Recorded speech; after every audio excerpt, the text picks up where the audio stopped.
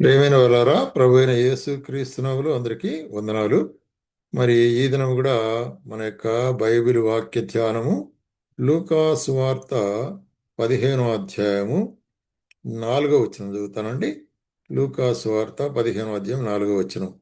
మీలో ఎవనికైనను 100 గొర్రెలు కలిగి ఉండగా వాటిలో ఒకటి తప్పిపోయిన యెడల అతడు 99 అడవిలో విడిచిపెట్టి తప్పిపోయినది దొరకు వరకు దాని వెదక వెళ్ళడా.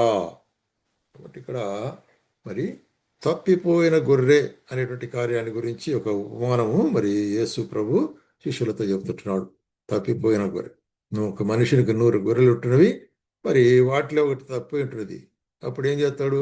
99 గొర్రెలు వదిలిపెట్టి ఆ గొర్రెను వెతికేదాని కొరకై మరి అడవి అంతా కూడా మరి అనేక చోట్లకి వెళ్ళాల్సి ఉంటుంది. అది దొరికినప్పుడు సంతోషించి తప్పిపోయిన నా గొర్రె దొరికినది అని చెప్పి అందరితో చెప్పాను. అట్లనే మారు మనసు అక్కర్లేని 99 మంది నీతిమంతుల విషయం కంటే మారు మనసు పొందు ఒక్క పాపి విషయమే పరలోకంలో ఎక్కువ సంతోషం ఉండును అనేటువంటిది యొక్క మరి ఉపమానం యొక్క కార్యం. కాబట్టి తప్పిపోయిన వెదకుట అనేటువంటి కార్యాన్ని మనం చూస్తున్నాం. మనం అందరం కూడా గొర్రెల వలె తప్పితిమి అంటాడు ఇక్కడ. మరి ఇశ్రాయేళ్లకు సాదృశ్యం చెప్తూ మనుషులందరికీ కూడా సాదృశ్యంగా చెప్తే ఏమంటాడంటే, యెషయా గ్రంథం 53వ అధ్యాయం 6వ వచనములో, మనమందరము గొర్రెల వలె త్రోవ తప్పితిమి, మనలో ప్రతివాడును తనకిష్టమైన త్రోవకు తొలగెను, యెహోవా మన అందరి దోషములు అతని మీద మోపెను. కాబట్టి ఇక్కడ ఏం చెప్తున్నాడంటే, యేసుక్రీస్తు ప్రభు ఏ విధంగా మరి లోక పాపములన్నిటి మోసుకొని పోయే దేవుని గొర్రెపిల్లగా మరి మారి ఉంటున్నాడు అనేటువంటి కార్యం. కాబట్టి మన యొక్క పాపములు, మన దోషములన్నీ కూడా ఆయన మీద మోపి ఉంటున్నాడు అనేటువంటి కార్యాన్ని మనం ఇక్కడ చూస్తుంటున్నాం. మరి ఈ యొక్క గొర్రెలు తప్పిపోయినట్టు విధంగా ఉంటుండగా మరి ఎట్లాగ తప్పిపోయినామంటే, మనము మరి ప్రతి ఒక్కరు కూడా వారి వారి ఇష్ట ప్రకారం, అంటే అందరూ కూడా పాపం చేసి దేవుడు అనుగ్రహించి మహిమను పొందలేక దూరంగా తొలగిపోయింటున్నారు అనే కార్యాన్ని చూస్తున్నాం. అదే కదా మనము అదే మరి లూకా సువార్త 19:10లో అంటాడు, అటువంటిప్పుడు మరి నశించిన దాన్ని వెదకి రక్షించట కొరికే మనిషి కుమారుడు ఈ లోకానికి వచ్చి చెప్తున్నాడు. కాబట్టి యేసు క్రీస్తు ప్రభు లోకానికి వచ్చిన ఉద్దేశం ఏంటి? నశించిన దానిని, లేక తప్పిపోయిన దానిని, లేక దారి తొలగిపోయిన దానిని అనేక విధాలుగా చెప్పచ్చు. అటువంటి గొర్రెలవలే ఉన్నట్టు మనల్ని, అటువంటి మనుషులను వెదకి రక్షించదాని కొరకే ఆయన ఈ లోకానికి వచ్చి ఉంటున్నాడు అనేటువంటి కార్యం చెప్తున్నాడు. అదే హెస్కేల్ గ్రంథంలో కూడా ఇదే పోలికతో మరి 34వ అధ్యాయంలో మాట చెప్తున్నాడు. 34వ అధ్యాయము 11వ వచనములో, రైట్, ప్రభు అయిన యెహోవా సెలవిచ్చేదేమనగా, ఇదిగో నేనే నా గొర్రెలను వెదకి వాటిని కనుగొందును. ఇక్కడ గొర్రెలు అంటే ఇశ్రాయేలు జనుడు, తప్పిపోయినటువంటి వారు, దారి తొలగినటువంటి వారు, దూరంగా దేవుని యొద్ద నుంచి దూరంగా చెదిరిపోయినట్టు వారిని ఆయన కాపరి వలె వెతుకుతున్నా అంటున్నాడు.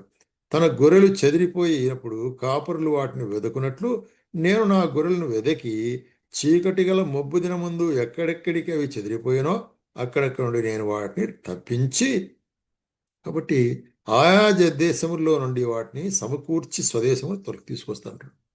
కాబట్టి దేవుడు నశించిన దాన్ని, తప్పిపోయిన దాన్ని, పాపములో మరి దేవునికి దూరంగా ఉంటున్న దాన్ని మనమందరం కూడా ఉన్నట్లయితే దేవుడే తన ప్రియకుమారుడు యేసుక్రీస్తు ప్రభుని ఈ లోకానికి పంపించి ఆయన మంచి కాపరి వలె మనకు వెతుకుతూ వచ్చాడు. అందుకొరకు ఇక్కడ ఏమంటాడు? నేనే అంటాడు దేవుడు.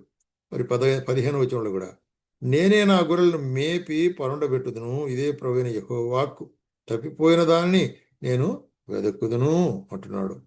తోలివేసిన దాన్ని నేను తోలుకొని వచ్చేదను, గాయపడిన దాన్ని కట్టుదును, దుర్బలముగా ఉన్న వాటిని బలపరచుదును, అయితే బలపరచుదును అంటున్నాడు. అంటే ఇవన్నీ కూడా మరి కాపరి ఏ విధముగా మరి గొర్రెలకు చేస్తాడో అదే విధముగా మరి దేవాది దేవుడు మన కాపరి అయిన యేసుక్రీస్తు ప్రభు మనకు ఆ విధంగా చేస్తుంటున్నాడు. కాబట్టి ఆయన మనకు కాపరి అంటున్నాడు. అందుకొరకే కీర్తనకర్త ఏమంటాడు?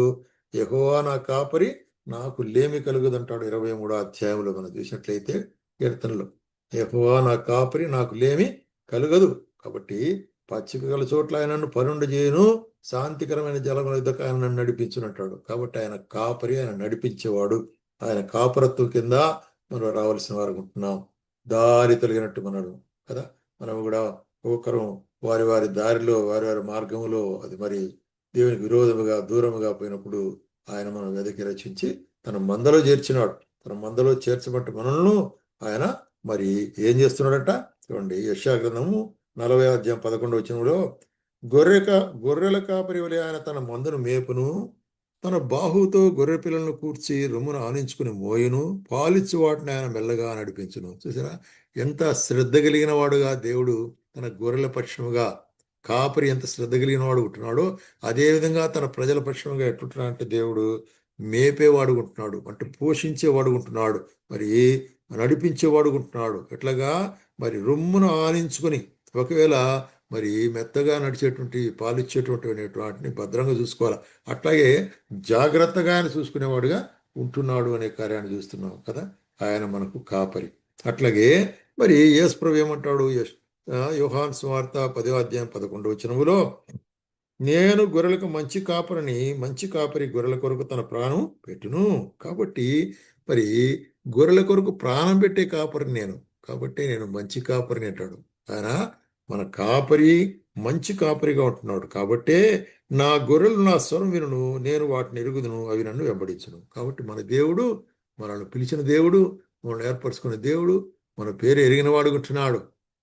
పేరు ఎరిగిన వాడుకుంటున్నాడు. మన పేరు ఎరుగుట మాత్రం కాకుండా పేరు పెట్టి పిలిచేటువంటి వాడుగా ఉంటున్నాడు. కాబట్టి నా పేర్లు ఆయన తెలిసేది ఉంటుంది. ఆయన మరి అవి నన్ను వెంబడించును అంటున్నాడు అనమాట. కాబట్టి ఆయన మంచి కాపరి అనేటువంటి కార్యం కూడా చూస్తుంటున్నాం. అట్లాగే హెబ్రీయులకు రాసిన పత్రిక 13వ అధ్యాయంలో ఏమంటున్నాడు ఇక్కడ? 13వ అధ్యాయం 20, 21 వచనం చూస్తుంటాము.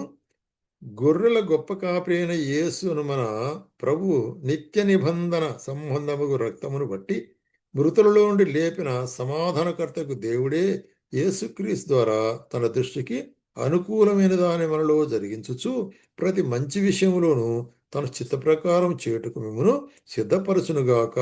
యేసుక్రీస్తుకు యుగ యుగములకు మహిమ కలుగునుగాక ఆమేన్ అంటాడు. కాబట్టి ఇక్కడ ఆఖరిగా మరి హెబ్రీయులకు రాసిన పత్రిక 13వ అధ్యాయము 20 వచనంలో ఏమంటున్నాడు? గొర్రెలకు గొప్ప కాపరి అయిన యేసు. కాబట్టి ఆయన మన కాపరి మాత్రమే కాదు, ఆయన మనకు మంచి కాపరిగా ఉంటున్నాడు, గొప్ప కాపరిగా ఉంటున్నాడు. ఎందుకు గొప్ప కాపరి అంటున్నాడంటే ప్రభు నిత్య నిబంధన సంబంధమగు రక్తం బట్టి. కాబట్టి ఆయన శిలువలో కార్చినట్టు రక్తం ఎటువంటిది? నిత్య నిబంధన. అది ఇంకొక నిబంధన అవసరం లేదు. కాబట్టి పాత నిబంధన నెరవేర్చబడి కొట్టివేయబడినది శిలువలో. అయితే క్రీస్తు యేసు ద్వారా ఏర్పరచబడిన తన రక్తము చేత ఏర్పరచబడిన నిబంధన ఏంటిదంటే ఆయన రక్తం ద్వారా మనకందరికి కూడా పాప పరిహారం ఉంటున్నది. ఎవరైతే ఆయన రక్తం ద్వారా కడగబడతారో ఆయన మందలో చేర్చబడతారు. కాబట్టి నిత్యము అది నిత్య నిబంధనగా ఉంటుంది. అది ఇంకా తిరిగి బలి అక్కర్లేదు. అందుకొరకే మరి ఏమంటున్నాడంటే ఎటువంటి కాపరి అయినా మరి చూస్తున్నట్లయితే మన యొక్క కాపరి గొప్ప కాపరి చూస్తాం ఇక్కడ. గొప్ప కాపరి, గొర్రెలకు గొప్ప కాపరి అని చూస్తున్నాం. దాని తర్వాత మనం గమనిస్తున్నాము పేతురు రాసేటప్పుడు కూడా ఈ కాపరిని గురించి ఏం చెప్తాడు? మొదటి పేతురు 2వ అధ్యాయం 25 వచనం, మీరు గొర్రెల వలె దారి తప్పిపోతుంది కానీ ఇప్పుడు మీ ఆత్మల కాపరి అధ్యక్షుడైన ఆయన వైపుకు వెళ్ళింటున్నారు. మీ ఆత్మల కాపరి ఇక్కడ స్పష్టంగా రాస్తుంటున్నాడు అనమాట. ఎందుకంటే మరి మనం పాప విషయమై చనిపోయి నీతి విషయమై జీవించట్లో ఆయన తానే తన శరీరమందు మన పాపములను మ్రాణు మీద మోసుకొని పోయాను. కాబట్టి ఆయన మనకి ఏమైంటున్నాడు? మన ఆత్మలకు కాపరి అంటున్నాడు. కాబట్టి ఈ ఆత్మల కాపరి మరి ఎటువంటి వాడు ఉంటున్నాడంటే ఆయన ప్రధాన కాపరి అనేటువంటి కార్యం ఇంకోటి. కాబట్టి ఆయన మన కాపరి, ఆయనకు మంచి కాపరి, గొప్ప కాపరి, ఆత్మల కాపరి, ప్రధాన కాపరి అనేటువంటి చూస్తాం. 5వ అధ్యాయము 1 పేతురు 5:4 వచనంలో ప్రధాన కాపరి ప్రత్యక్షమైనప్పుడు వాడబారని మహిమ కిరీటం పొందుదురు. ఇది ప్రాముఖ్యమైన కార్యం. కాబట్టి ఈ కాపరి మన కొరకై ప్రాణం పెట్టి మరి ఆయన రక్తం చిందించడం మాత్రం కాకుండా మనల్ని వెదకి ఎంచుకుంటూ ఏర్పరచుకుంటూ మాత్రం కాకుండా ఆయన మనల్ని భద్రపరుస్తూ నడిపిస్తూ ఆయన మంచి కాపరిగాను ప్రాణం పెట్టినందుకు అట్లాగే మరి గొప్ప కాపరిగా ఉండి ప్రధాన కాపరి ప్రత్యక్షమైనప్పుడు, ఇప్పుడు ప్రధాన కాపరిగా ప్రత్యక్షమైనప్పుడు మనకేం దొరుకుతుందంట? ఆయన యొద్ద మనకు బహుమానం ఉంటుంది. ఉమ్, ఆయన యొద్ద మన కొరకై సిద్ధపరచబడిన ఒక బహుమానం ఉంటుంది. అదేంటంటే ఆ, మహిమా కిరీటం పొందుదురు అంటున్నాడు. కాబట్టి ప్రేమ సోదరా సోదరి, ఈ మహిమా కిరీటం పొందినప్పుడు మరి ఎంతో గొప్ప సంతోషము పరలోకంలో జరుగుతుందంట. అందుకొరకు చూస్తున్నాడు, తప్పిపోయిన ఒక్క గొర్రె విషయమై ఆయన ఇంత మరి వెదకి రక్షించినాడు. అది దొరికినప్పుడు సంతోషించుడి అని మరి పరలోకములో దాని విషయమే గొప్ప సంతోషము కలుగుతుంది అంటాడు కదా. కాబట్టి నీ నా రక్షణ విషయంలో దేవునికి గొప్ప సంతోషం, పరలోకంలో గొప్ప సంతోషము. ఎందుకంటే రా మారు మనసు పొందిన ఒక పాపి విషయమై దేవుడు ఎంత గొప్పగా మరి సంతోషిస్తున్నాడు అనే కార్యాన్ని గురించి చూస్తున్నాం. అదేవిధంగా నేను ఆ జీవితాల్లో రక్షించబడిన వారమై తప్పిపోయిన మందలో ఉన్నటువంటి కాపాడబడిన వారమై ఆయన మందలో నిత్యము నివసించుటకు ప్రభు మనకు సహాయం చేయనుగా.